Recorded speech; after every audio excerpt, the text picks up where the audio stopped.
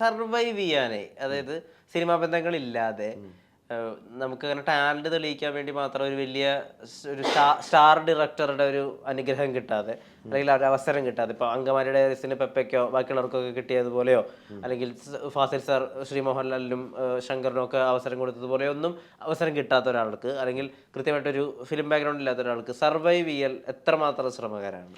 എല്ലാ ആൾക്കാർക്കും ഈ പറഞ്ഞ പോലെ ഏറ്റവും ടോപ്പിൽ നിൽക്കുന്ന ആൾക്ക് പോലും സർവൈവ് ചെയ്യണമെങ്കിൽ ഒരുപാട് ഒരു ടാലന്റ് കാണിച്ചുകൊണ്ടേയിരിക്കണം, അല്ലെങ്കിൽ അതിനെ പോളിഷ് ചെയ്തുകൊണ്ടേയിരിക്കണം. കാരണം ഇന്ന് സിനിമ കാണുന്ന ആൾക്കാർ അത്രത്തോളം അപ്ഡേറ്റഡ് ആയിട്ടുള്ള ആൾക്കാരല്ലേ. ഒരാഴ്ചയിൽ ഒരു സിനിമ കാണാമെന്ന് തീരുമാനിച്ചിട്ട് ഒരു പ്രേക്ഷകൻ തിയേറ്ററിലേക്ക് അവൻ്റെ ഫാമിലിയും കൂട്ടി കൊണ്ടുവന്ന് സിനിമ കാണുക എന്നുള്ള വലിയൊരു പാർട്ട് അപ്പുറത്തുണ്ടെങ്കിലും, ഇതിനെക്കാട്ടിലൊക്കെ ഉപരി ഇതിനെ ക്രിട്ടിസൈസ് ചെയ്യാൻ തക്കവണ്ണം പ്രാപ്തിയുള്ള ഓഡിയൻസ് ഉള്ളൊരു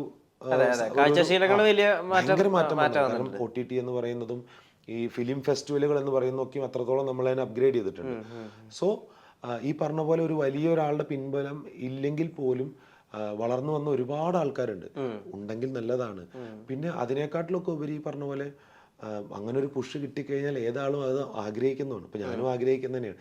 എന്നെ സംബന്ധിച്ചിടത്തോളം ഞാൻ ഏറ്റവും ആദ്യം മുഖം കാണിക്കുന്നത് ദൈവത്തിന്റെ സ്വന്തം ക്ലീറ്റസ് എന്ന് പറയുന്ന ഒരു സിനിമയിൽ ചെറിയൊരു ഷോട്ടിലാണ് മുഖം കാണിക്കുന്നത്. അപ്പോൾ അത് ആ സിനിമ സംഭവിക്കുന്നത് ഞാൻ വർക്ക് ചെയ്തുകൊണ്ടിരിക്കുന്ന സമയത്ത് അനിൽ മാത്യു എന്ന് പറയുന്ന ഒരാൾ സണ്ണി ചേട്ടനുമായി കണക്ട് ചെയ്തിട്ട് ഒക്കെയാണ് ഞാൻ അതിലേക്ക് എത്തുന്നതൊക്കെ. ഈ മാർത്താണ്ഡൻ എന്ന് പറയുന്ന മാർത്താണ്ഡൻ എന്ന് പറയുന്ന ഈ ഡയറക്ടർ എൻ്റെ കൺമഷി എന്ന് പറയുന്ന സിനിമ ആദ്യമായിട്ട് എറണാകുളത്ത് വനിതാ തിയേറ്ററിൽ പ്രദർശിപ്പിച്ച് അദ്ദേഹം കാണാൻ വന്നു. ഞാൻ അദ്ദേഹത്തിന് ഇൻവൈറ്റ് ചെയ്ത് അദ്ദേഹം കാണാൻ വന്നു. ഈ സിനിമ കണ്ട് ഭയങ്കര സന്തോഷമായിട്ട് റിവ്യൂ പറഞ്ഞ് പോയി.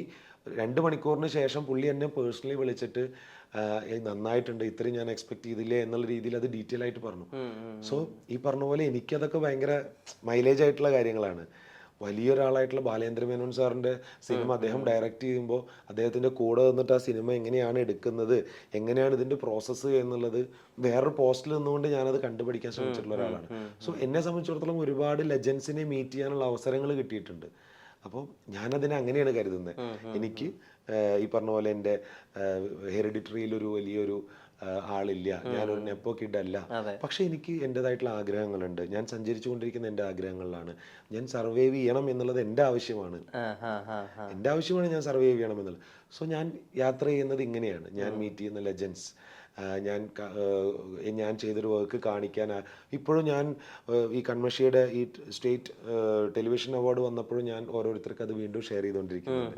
കണ്ടിട്ടില്ലെങ്കിൽ ഒന്ന് കാണണേ, ഇതിനാണ് എനിക്കത് കിട്ടിയത് എന്ന് പറയുമ്പോൾ ലൈക്ക് എൻ്റെ യാത്രയാണ്. നമ്മൾ പറയില്ലേ ഒരു പ്രയാണം എന്ന് പറയില്ലേ, അത് എങ്ങനെയാണ്. ഇപ്പൊ ഏത് രീതിയിലേക്ക് പൊസിഷൻ ചെയ്യാൻ ആഗ്രഹിക്കുന്നത്? ഒരു സ്റ്റോറി ടെല്ലർ ആവണം എന്നാണോ വിചാരിക്കുന്നത്?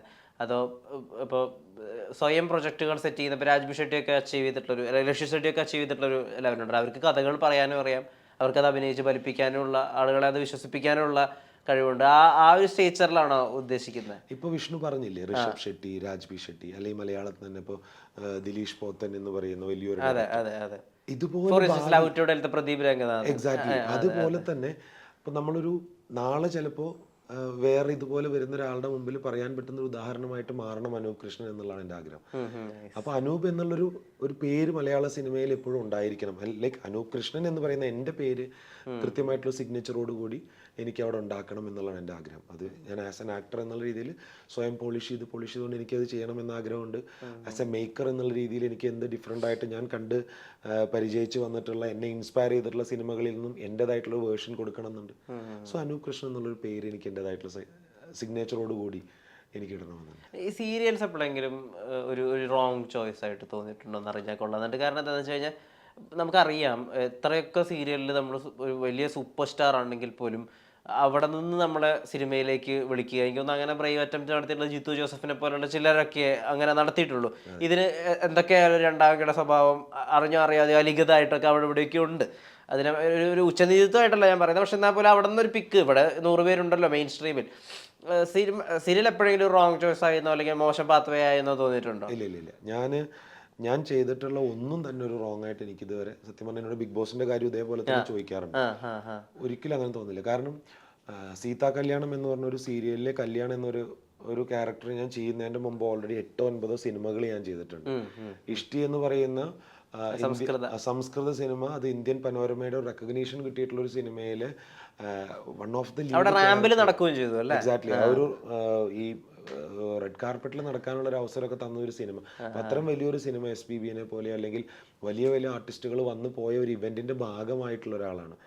അപ്പൊ അങ്ങനെ ചെയ്യാനുള്ള എനിക്കൊരു അവസരം കിട്ടിയിട്ട് ഞാൻ വന്നിട്ട് സീതാ കല്യാണം എന്ന് പറഞ്ഞൊരു സീരിയൽ ചെയ്തതിന്റെ ശേഷമാണ് എൻ്റെ മുഖം മലയാളത്തിലുള്ള ഒരു കുറേ ആൾക്കാർക്ക് ഓക്കെ ഈ പയ്യൻ ഇന്ന ആളാണെന്ന് അതുവഴിയാണ് എനിക്ക് മറ്റു അവസരങ്ങളൊക്കെ വന്നിരിക്കുന്നത്.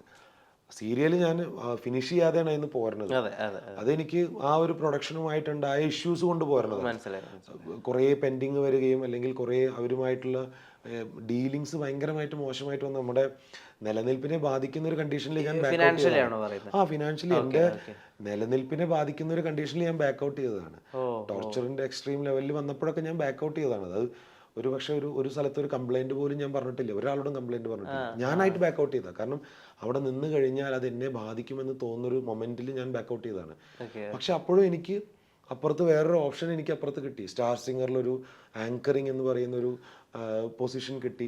ആ സ്റ്റാർ സിംഗറിലെ ആങ്കറിങ് ഒരു ഷെഡ്യൂൾ കഴിഞ്ഞപ്പോൾ എനിക്ക് ബിഗ് ബോസ് എന്ന് പറയുന്ന വലിയൊരു പ്ലാറ്റ്ഫോം കിട്ടി. എൻ്റെ അമ്മയ്ക്ക് ഏറ്റവും ഇഷ്ടം ചിത്ര, അമ്മേനെ ഭയങ്കര ഇഷ്ടമാണ്. KS ചിത്ര എന്ന് പറയുന്ന വലിയൊരു ലെജൻഡ് പാടുന്നത് ഞാൻ എൻ്റെ തൊട്ട് മുമ്പിൽ നിന്നിട്ട് കാണുകയാണ്. പട്ടാമ്പി മുതുതലയിൽ നിന്ന് വന്നിട്ടുള്ള ഒരാൾ. എന്നെ സംബന്ധിച്ചിടത്തോളം അതൊക്കെ ഭയങ്കര മൊമെന്റുകളായിരുന്നു സ്റ്റാർ സിംഗറിൽ. അപ്പോൾ ആ ആൾക്ക് ചിത്ര ചേച്ചിയുടെ തൊട്ടടുത്ത് നിൽക്കാനൊക്കെ പറ്റും. അപ്പം അതൊക്കെ എൻ്റെ അച്ചീവ്മെന്റ്സ് ആയിട്ട് ഞാൻ കരുതി. കാരണം അപ്പുറത്ത് എനിക്ക് വലിയൊരു അവസരം അപ്പുറത്ത് എൻ്റെ മാറി. സീതാ കല്യാണത്തിലെ കല്യാണം എന്ന് പറയുന്ന ടൈറ്റിൽ ക്യാരക്ടർ മാറി. സെയിം ടൈം എനിക്ക് ഇപ്പുറത്ത് വേറെ വേറെ സാധനങ്ങൾ വന്നുകൊണ്ടിരുന്നു, കിട്ടിക്കൊണ്ടിരുന്നു. അപ്പം എൻ്റെ വഴി ശരിയാണ്, എൻ്റെ യാത്രകൾ കറക്റ്റാണ്, ഇതെൻ്റെ എഗെയിൻ ഞാൻ നേരത്തെ പറഞ്ഞ പ്രയാണമാണ്. സീരിയൽ എടുത്തത് ഒരിക്കലും ഒരു റോങ് ചോയ്സ് ആയിട്ട് എനിക്ക് അന്നും ഇന്നും തോന്നിയിട്ടില്ല. ആ ഒരു മൊമെന്റിൽ ഞാൻ ടോർച്ചർ ചെയ്യപ്പെടുന്നു അല്ലെങ്കിൽ ഞാൻ വിഷമിക്കപ്പെടുന്നു, ഇനിയും പോയാൽ അതെന്നെ ബാധിക്കും, എൻ്റെ ലൈഫിനെ ബാധിക്കും, എൻ്റെ ഫാമിലിയെ ബാധിക്കും എന്നുള്ളൊരു തോന്നൽ വന്നപ്പോൾ ഞാൻ ബാക്ക് ഔട്ട് ചെയ്തത്. അത് ഇന്ന് ഈ ഒരു സംഭവിച്ചിട്ട് എനിക്ക് തോന്നുന്നത് 4 വർഷത്തിൽ കൂടുതലായി, 3.5 വർഷത്തിന് മുകളിലായി. ഒരു കംപ്ലൈന്റ് പോലും ഞാൻ ഒരാളോടും പറഞ്ഞിട്ടില്ല. കാരണം അതങ്ങനെ പറഞ്ഞിട്ട് അതിന് കാര്യമില്ല. അതൊരു മീഡിയ, ചിലപ്പോൾ ഒരു മീഡിയ വാല്യൂ ഉള്ള കുറച്ച് സമയത്തേക്ക് മാത്രമുള്ളൊരു കണ്ടന്റ് മാത്രമായിട്ട് നിലനിൽക്കും. അതിന്റെ കാര്യമില്ല. അതുകൊണ്ട് ഞാൻ മാറിയതാണ്. സുനിലേട്ടനായിരുന്നു അതിന്റെ ഇനീഷ്യൽ ഡയറക്ട് ചെയ്തുകൊണ്ടിരുന്നത്. സുനിലേട്ടനും ഗിരീഷേട്ടനും കൂടിയിട്ടാണ് എന്നെ അതിലേക്ക് അവതരിപ്പിക്കുന്നത്. സുനിലേട്ടൻ ഒരു 100 എപ്പിസോഡ് കഴിഞ്ഞപ്പോൾ സുനിലേട്ടൻ മാറി. പിന്നെ വേറെ വേറെ ഡയറക്ടേഴ്സ്. അങ്ങനെ തന്നെയാണ് യൂഷ്വലി എനിക്ക് തോന്നുന്നു സീരിയൽസ് ഇങ്ങനെ ഡയറക്ടേഴ്സ് മാറിക്കൊണ്ടിരിക്കുകയാണ്. ഒരു ലോങ് ടേം കരിയറുടെ ആദ്യം വരുന്നൊരു പ്രൊജക്ട് അല്ലേ, കുറെ സമയം അഭിനയിക്കാൻ കിട്ടുന്ന ഒരു പ്രൊജക്ട്? അതെ അതെ, സീതാ കല്യാണമായിരുന്നു. ഓക്കെ. അപ്പൊ ഇങ്ങനെ പ്രശ്നങ്ങളൊക്കെ ഉണ്ടാകുമ്പോൾ അതെങ്ങനെ ജഗിൾ ചെയ്യും? അത് ആദ്യം വരുമ്പോഴല്ലേ എങ്ങനെയോ എനിക്കത് അന്ന് ഡീൽ ചെയ്യാൻ പറ്റി. അതെന്തോ അന്ന് എടുത്ത ഡിസിഷൻ നല്ലതായിരുന്നു. ഇന്നവേ അത് ഇപ്പോഴും അതിന്റെ ഗുണങ്ങൾ ഒരുപാടുണ്ട്. ചില ഡിസിഷൻസ് നമ്മൾ എടുക്കുന്ന ഒരു ഡിസിഷൻ തെറ്റായിരുന്നെങ്കിൽ നമ്മളത് പിന്നെ അത് കറക്റ്റ് ചെയ്യാൻ നോക്കണം. പക്ഷെ അന്ന് എടുത്ത ഡിസിഷൻ ശരിയായിരുന്നു.